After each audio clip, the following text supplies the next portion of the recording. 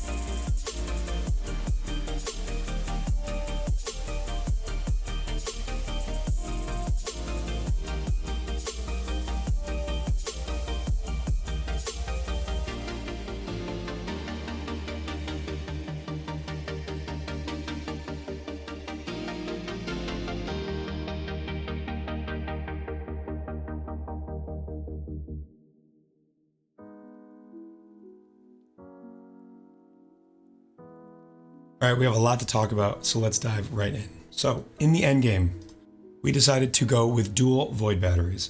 A very usable alternative solution is to go for a +1 power charge shield.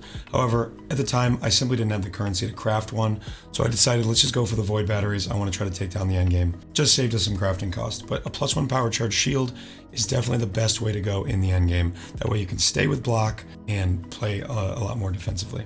So I have dual voids, I have Badge of the Brotherhood. We have changed our tree up a good amount in order to get rid of block and go to spell suppression because we are dual wands and you don't want to go for block with dual wands. We are also now running a triple curse setup. We have +1 curse on our chest,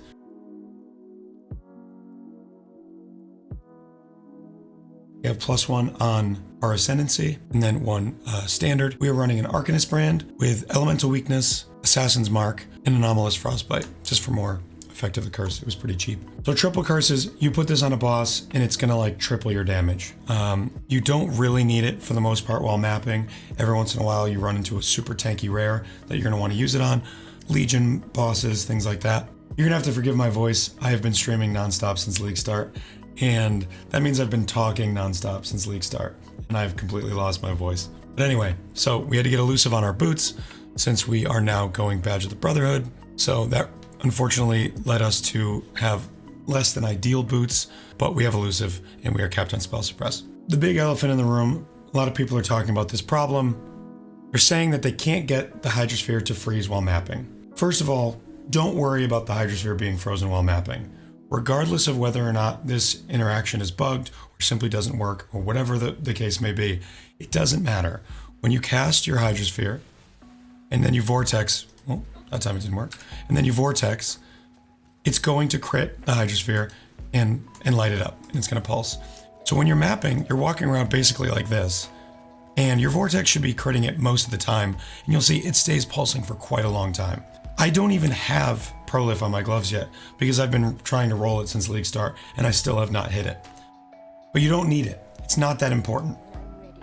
Freeze Prolif is really nice to help get extra freezes on enemies, but it is not mandatory. The clear is fine without it. The Hydrosphere does enough damage without it, and some people are reporting that it isn't working at all, which I don't know why it wouldn't be. I played this build last league, and I'm almost positive it was working. So anyway, don't worry about the Freeze Prolif. It's not that important. As far as your Herald of Ice, in the original PoB, I had a 4-link Herald of Ice with only 2 things linked. The idea was, as you got more mana reservation efficiency, you could add more links to your Herald of Ice to make it stronger. What everybody ended up doing was not seeing that they weren't checked and trying to link all 4 and then not being able to run their Herald of Ice. Just do 2 links for now. I am at the point now where I have it 4 linked with item rarity. Most of my kills come from my shatters, so I figured I would try this. I think it's helping. I don't really know.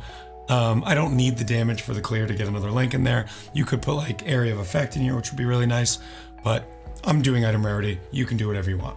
So let's take a quick look at the tree. We unspec'd this entire area over here because once we dropped Tempest Shield, we didn't need Sovereignty anymore.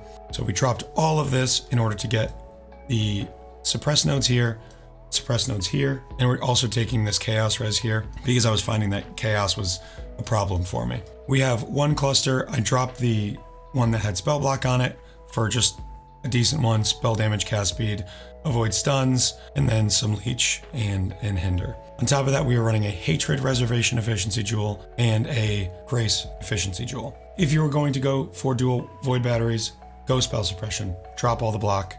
It's worth it. We are also now rocking intensity in our 6 link, which means I'm taking +1 intensity from this caster mastery. I'm also taking spells cause you to gain mana equal to their upfront cost every 5th time you pay it. It's a really, really nice mana solution. We have a Watcher's Eye that gives us Grace Evade. This gets us to 77% Evade without Val Grace. With it, we're at 95%, which is the cap. We also got Recover Mana when you use a skill while affected by Clarity, which we are. You don't need this. This is just a nice little boost. My mana was fine before I got this, but obviously this helps. So my auras. I am running Grace, Hatred, Herald of Ice on a 4 link, and Clarity at level 6, I believe. This allows me to very easily permanently sustain all my spells, as you can see, casting. I don't even get close to 0. So a lot of people are saying that they're squishy. It is an evade-based build. If you don't get a lot of block, which I know some people that have come in and said that they're squishy, were like, oh, I didn't go block. But they also didn't go spell suppression, and they had 6,000 evasion. Okay, well, if you have no defensive layers at all, you're going to feel very squishy. So I recommend investing more into things like a Jade Flask to get more evasion. The Watcher's Eye that has evade chance on it, very, very strong, and you can get them for like 70C.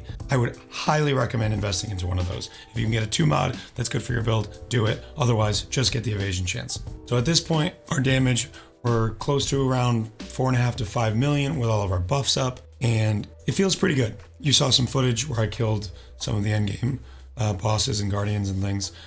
It feels pretty good. It's not amazing. The boss damage was never the selling point of this build, especially as a league starter. As you get more investment, things like minus cold res and +1 power charge on the helmet. That would cost me maybe 3-4 divines to craft, but I just didn't have the currency at the time, so we're stuck with just life and spell suppress. But things like that are going to give you, 20-30% more damage. You add a few more things, it really starts to scale up, and the boss damage feels fine. I think that I'm probably just going to try to kill a couple of bosses today and get a couple more levels and be done with the build, because I have a bunch more ideas. I have had a blast playing this build. It has been a fantastic league starter. I know some people had some problems with things like Ice Spear early on, not quite understanding some of the interactions. It's not the most noob friendly build. Certainly didn't advertise it as such, but because of the popularity that it gained, some new players did decide to play it. So I'm sorry for any confusion that was caused by the complexities of Ice Spear and freezing the Hydrosphere, and the weird bug interaction with Freeze Prolift not freezing the Hydrosphere. Fortunately, none of those things truly matter in the endgame, and the build absolutely still functions as described. So I will share my current POB down in the description below. I recommend this or the shield version as the kind of endgame form of this build. It feels good. It absolutely blasts maps, it blasts Legion, it blasts Breach, some of the most rewarding content. Unfortunately, things like Void batteries have stayed super expensive. I don't remember a league in a long time that Void batteries have been this expensive for this long, so I'm sorry about that. Again, the video blew up, and most of my videos do not blow up like that, so hard to predict the economy, but the build is absolutely playable without Void batteries, and you can work your way up to them. So guys, if you have questions, come check out my stream, ask me down in the comments below, join my Discord. Thank you so much for watching. I appreciate all the support. These last couple of days have been fantastic. I had a blast on League Start. I appreciate you all. And as always, take care.